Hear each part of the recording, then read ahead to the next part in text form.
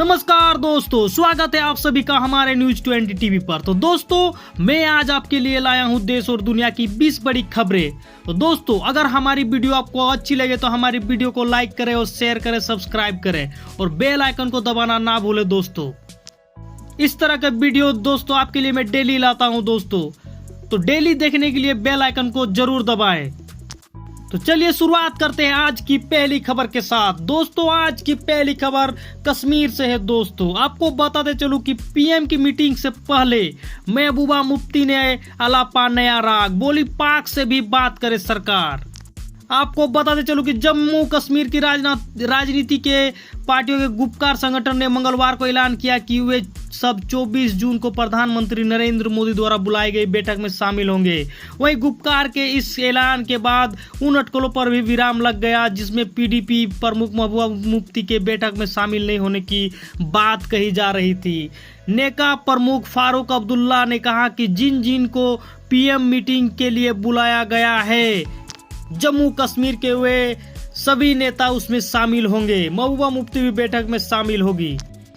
आपको पता चलो कि पीएम की मीटिंग में शामिल होगा गुपकार। बैठक के बाद महबूबा मुफ्ती बोली, तालिबान से बात हो सकती है तो पाकिस्तान से क्यों नहीं। फारूक अब्दुल्ला के श्रीनगर आवास में हुई बैठक में फैसला लिया गया है कि गुपकार गठबंधन पीएम मोदी की बुलाई बैठक में शामिल होगा। वहीं दूसरी खबर दोस्तों, शरद पवार की मीटिंग में शिवसेना गायब। आपको बताते चलो कि फिलहाल शरद पवार देश भर में बीजेपी के खिलाफ आवाज बुलंद करने वाले राजनीतिक दलों को इकट्ठा करने की मुहिम में जुटे हुए हैं। राजनीति के चाणक्य शरद पवार ने आज मंगलवार को दिल्ली स्थित अपने आवास पर तमाम बीजेपी विरोधी पार्टियों के नेताओं की बुलाई है, लेकिन इस बैठक में महाविकास आघाड़ी सरकार में शामिल शिवसेना का कोई प्रतिनिधि नजर नहीं आया। वहीं डिप्टी सीएम केशव प्रसाद मौर्य से उनके आवास पर मिले मुख्यमंत्री योगी आदित्यनाथ। आपको बताते चलूं कि दोस्तों, मुख्यमंत्री योगी आदित्यनाथ मंगलवार को संघ और बीजेपी के केंद्रीय पदाधिकारी के साथ डिप्टी सीएम केशव प्रसाद मौर्य के लखनऊ स्थित सरकारी आवास पर पहुंचे। वहां मुख्यमंत्री ने केशव प्रसाद मौर्य के बेटे और उनकी पत्नी को आशीर्वाद दिया। वही खबर दोस्तों, डेल्टा प्लस कोरोना वायरस की। दोस्तों, क्या रंग दिखाएगा कोरोना का खतरनाक डेल्टा प्लस रूप, साइंटिस्ट भी अभी हैरान है। आपको बताते चलो कि देश में कोरोना की दूसरी लहर के खतरनाक होने के लिए जिम्मेदार रहा डेल्टा वेरिएंट अब म्यूटेट होकर डेल्टा प्लस में भी तब्दील हो गया है। इससे तमाम आशंकाएं गहरा रही है कि कहीं यह और भी ज्यादा संक्रामक और खतरनाक तो नहीं है। हालांकि वैज्ञानिक अभी पुख्ता तौर पर कहने की स्थिति में नहीं है कि डेल्टा प्लस तेजी से फैलने वाला है या नहीं। वहीं दोस्तों, यूपी में बीजेपी का महामंथन, संगठन महामंत्री के साथ योगी और दोनों डिप्टी सीएम भी मौजूद।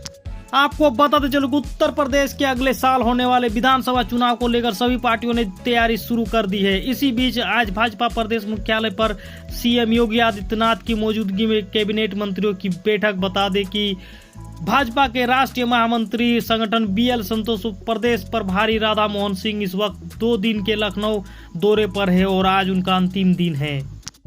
वहीं दोस्तों, देश में एक दिन में दी गई कोरोना वैक्सीन की रिकॉर्ड 85.16 लाख खुराक, बीजेपी शासित राज्यों ने किया कमाल। आपको बताते चलो कि देश में 18 साल से अधिक उम्र के लोगों के लिए कोरोना वैक्सीन मुफ्त दिए जाने के पहले दिन रिकॉर्ड 86.16 लाख टीका लगाया गया। केंद्रीय स्वास्थ्य मंत्रालय ने बताया कि कोविड-19 टीकाकरण के लिए संशोधित दिशा निर्देशों के बाद सोमवार को रिकॉर्ड तोड़ वैक्सीनेशन हुई, जिसके बाद कुल टीकों की संख्या 28.33 करोड़ तक पहुंच गई। वहीं उद्धव को शिवसेना विधायक के लेटर पर सियासी सरगर्मी तेज। आखिर महाराष्ट्र की गठबंधन सरकार में चल क्या रहा है। आपको बताते चलो कि दोस्तों, महाराष्ट्र में शिवसेना, कांग्रेस और एनसीपी गठबंधन की महाविकास आघाड़ी की सरकार है। बीते कुछ दिनों से गठबंधन में जुबानी जंग जारी है। इस बीच शिवसेना के विधायक और प्रवक्ता प्रताप सरनाईक ने सीएम उद्धव ठाकरे को पत्र लिखकर बीजेपी के साथ गठबंधन की बात कही। इस बात के कई सियासी मायने निकाले जा रहे हैं। वही दोस्तों, राहुल गांधी ने पीएम मोदी पर कोरोना वायरस को लेकर तीखा हमला किया है। कोरोना पीड़ितों का दुख नहीं मिटा सकते मोदी के आंसू। आपको बताते चलो कि कोरोना पर श्वेत पत्र जारी कर कांग्रेस के पूर्व अध्यक्ष राहुल गांधी ने प्रधानमंत्री नरेंद्र मोदी पर तीखा हमला किया है। मोदी के भावुक होने के संबंध में पूछे गए एक सवाल के जवाब में राहुल ने कहा कि दूसरी लहर में 90% मौतें ऐसी थी जिन्हें बचाया जा सकता था, लेकिन सरकार लोगों को ऑक्सीजन उपलब्ध नहीं करा पाई। वहीं दोस्तों नारदा केस दोस्तों, ममता की याचिका पर सुनवाई से सुप्रीम कोर्ट के जज जस्टिस अनिरुद्ध बोस ने खुद को किया अलग। आपको बताते चलो कि दरअसल इस स्टिंग टेप केस में सीबीआई द्वारा 17 मई को टीएमसी के 4 नेताओं की गिरफ्तारी के दिन अपनी ओर प्रदेश के कानून मंत्री मलय घटक की भूमिका को लेकर कलकत्ता उच्च न्यायालय द्वारा हलफनामा दायर करने की इजाजत न दिए जाने के बाद ममता ने इस आदेश को सुप्रीम कोर्ट में चुनौती दी थी। तो वहीं दोस्तों इनकम टैक्स नहीं भरा तो बचना मुश्किल, ऐसे लोगों पर लगेगा भारी भरकम टीडीएस टीसीएस। आपको पता चलो कि इनकम टैक्स रिटर्न नहीं भरने वालों के लिए सरकार ने सिस्टम बेहद सख्त कर दिया है। 1 जुलाई से ऐसे लोगों पर ज्यादा टीडीएस और टीसीएस वसूला जाएगा। ऐसे लोगों की पहचान करने के लिए इनकम टैक्स डिपार्टमेंट ने एक नई व्यवस्था तैयार की है, जिनसे 1 जुलाई से ऊंचा टैक्स वसूला जाना है। वहीं दोस्तों अभियोग पर भी नेपाल ने किया दावा। पीएम केपी शर्मा ओली बोले भारत में नहीं हुई थी शुरुआत। आपको बताते चलो कि भगवान राम का जन्म स्थान भारत की बजाय नेपाल में होने का दावा करने के बाद अब नेपाली पीएम ने योग पर भी दावा ठोका है। अंतर्राष्ट्रीय योग दिवस के मौके पर नेपाल के पीएम केपी शर्मा ओली ने कहा कि योग की शुरुआत भारत में नहीं बल्कि नेपाल से हुई थी। योग दिवस पर एक कार्यक्रम को संबोधित करते हुए ओली ने कहा कि नेपाल में योग तब से प्रचलित है जब भारत एक राष्ट्र के तौर पर अस्तित्व में नहीं आया था। ओली ने कहा एक राष्ट्र के तौर पर भारत के उभार से कहीं पहले योग नेपाल में प्रचलित था। जब योग प्रचलित हुआ तब भारत का गठन नहीं हुआ था। उस दौर में भारत जैसा कोई देश ही नहीं था। वहीं दोस्तों महाराष्ट्र की गठबंधन सरकार में शिवसेना विधायक के लेटर पर सियासी सरगर्मी तेज हो गई। वही खबर यूपी से दोस्तों, जबरन धर्मांतरण मामले में एटीएस को मिली उमर गौतम जहांगीर आलम की रिमांड। आपको बता चलो कि ADG law and order Prashant Kumar ने बताया था कि इन्हें विदेशों से फंडिंग मिलती थी। देश के सौहार्द को बिगाड़ने का काम किया जा रहा है। इसके अलावा एक संस्था और अन्य लोगों के नामजद नाम किया गया है।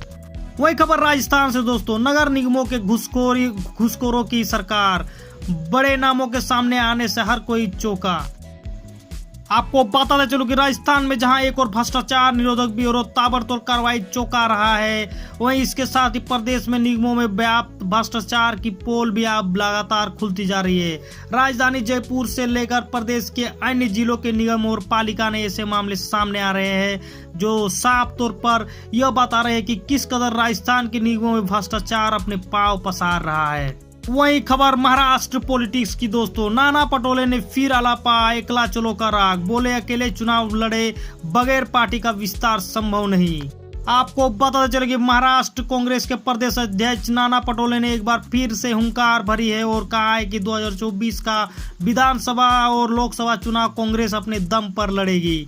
हालांकि एक दिन पहले ही महाराष्ट्र राज्य के प्रभारी एच.के. पाटिल ने कहा था कि वह पटोले के बयान से इत्तेफाक नहीं रखते। वही खबर मिजोरम से दोस्तों, मिजोरम के मंत्री का अजब ऐलान, सबसे अधिक बच्चों वाले पेरेंट्स को 1 लाख का इनाम। आपको बताते चलो कि बढ़ती आबादी के मद्देनजर देश के कई राज्य जनसंख्या नियंत्रण योजनाएं और कानून बनाने की दिशा में आगे बढ़ रहे हैं। ऐसे में मिजोरम सरकार में मंत्री ने उल्टा ही राग अल्पा है। उन्होंने अब सबसे अधिक संख्या में बच्चे पैदा करने वाले पेरेंट्स को 1 लाख रुपए कैश देने का ऐलान किया है।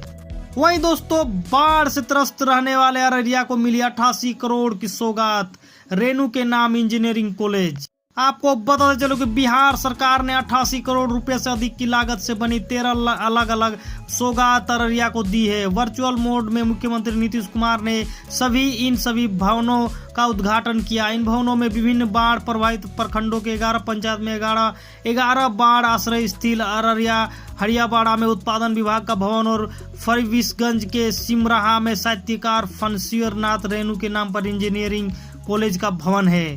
वही खबर इजराइल से दोस्तों, इजराइल ने किया कमाल, पहली बार हवाई लेजर गन से हवा में मार गिराया ड्रोन विमान। आपको बताते चलूंगा अत्याधुनिक हथियारों के लिए चर्चित इजराइल की सेना ने रक्षा क्षेत्र में एक बड़ा कारनामा कर दिखाया है। इजराइल ने एयरबॉर्न लेजर गन की मदद से कई बार टेस्ट में ड्रोन विमानों को मार गिराया। इजराइल ने इस शानदार उपलब्धि को मील का पत्थर करार दिया है। यह घातक इजरायली सिस्टम किसी भी उड़ती हुई वस्तु जैसे ड्रोन, मोटार, रॉकेट, मिसाइल को हवा में ही मार गिराने में सक्षम है। इजराइल ने यह कारनामा ऐसे समय में कर दिखाया है जब दुनिया भर में भविष्य में ड्रोन युद्ध की आशंका तेज हो रही है। तो दोस्तों आज के लिए बस इतना ही। दोस्तों अगर हमारी वीडियो आपको पसंद आए और इस तरह की वीडियो अगर आपको डेली चाहिए दोस्तों, तो बेल आइकन को दबाना ना भूलें और हमारे चैनल को सब्सक्राइब करें दोस्तों। नमस्कार, आदाब, सत श्री अकाल, जय हिंद, जय भारत।